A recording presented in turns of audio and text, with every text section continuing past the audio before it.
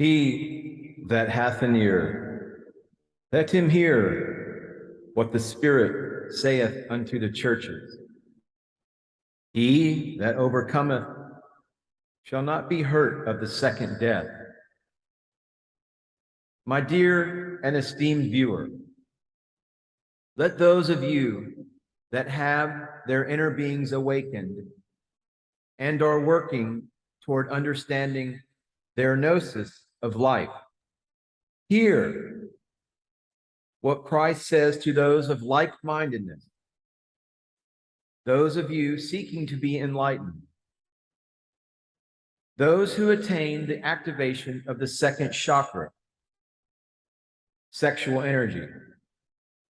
As sexual energy is the basis of all the chakra works to come. Those who attain the activation of the second chakra, sexual energy, will not be harmed by either the second death in the material sense, nor in the sense of the death of the egos. And to the angel of the church in Pergamos, write, these things saith he which hath the sharp sword with two edges. To the governors, spirits of the like-minded ones who are working on their solar plexus or third chakra, let them know that Christ, who is capable of talking to and synthesizing the paradoxes of life, has the following to say. And this is what Christ has to say in the book of Revelations. Within the arcane understanding of the revelations to St. John, Christ had this to say in chapter 2, verse 13. He says, I know thy works, and where thou dwellest, even where Satan's seat is. And thou holdest fast my name, and hast not denied my faith, even in those days wherein Antipas was my faithful martyr, who was slain among you, where Satan dwelleth. Christ says, I know your trials and your tribulations, and to which part of yourself you are awakened, where karma of Saturn has its seat within you at your solar plexus. You show your faith in me by holding my name sacred. You did not deny me during the period that I stood alone against the lack of real love. When I was martyred as Jesus, my faithful material being in human form, killed while on earth, where the laws of karma of Saturn are the overseer.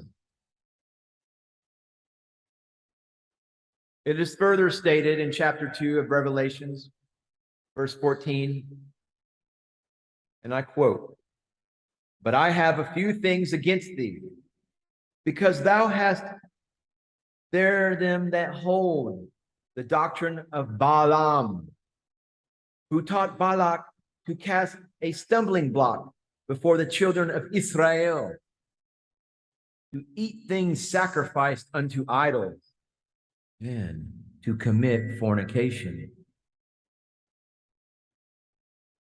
Yet Christ is in contention with you on a few things, because some of you still believe in the way of life based on power, money, and lust. This teaches and propels you to create stumbling blocks, narcissism,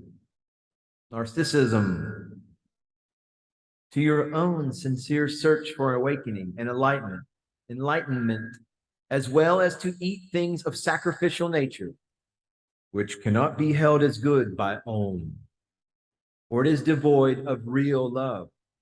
At worst, you commit sexually immoral acts that are caused by your emotions, affected by your solar plexus reactions. These stun your aura by sapping your energy levels from psychological torments deep within. So, hast thou also them that hold the doctrine of the Nicolaitans, which thing I hate? Our inner Christ will recognize when we believe in and hold as valid the teachings of those who would emulate the ruling class those who have banished Om from their way of life. Repent, or else I will come unto thee quickly, and will fight against him with the sword of my mouth, even. Sword. If we do not awaken to this situation to seek redemption, our higher being will create chaos or a chaotic situation within that will become a war of words spoken by us and perhaps not understood. This will place stress on our minds as one of the paradoxes of life. He that hath an ear, let him hear what the Spirit saith unto the churches. To him that overcometh will I give to eat of the hidden manna, and will give him a white stone, and in the stone a new name written, which no man knoweth, saving he that receiveth it. Let those who have their inner being awakened and are working toward understanding their gnosis of life hear what Christ says to those kindred spirits of like-mindedness, those seeking to be enlightened.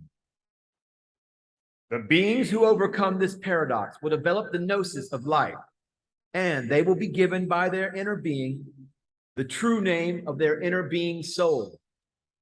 It is written in the book of life and known by no other human being. My dear esteemed viewer, is your name written in the book of life? You should know the answer to that question. If you don't, you should hit that subscribe button. Let's stay in touch. Namaste. Namaskaram.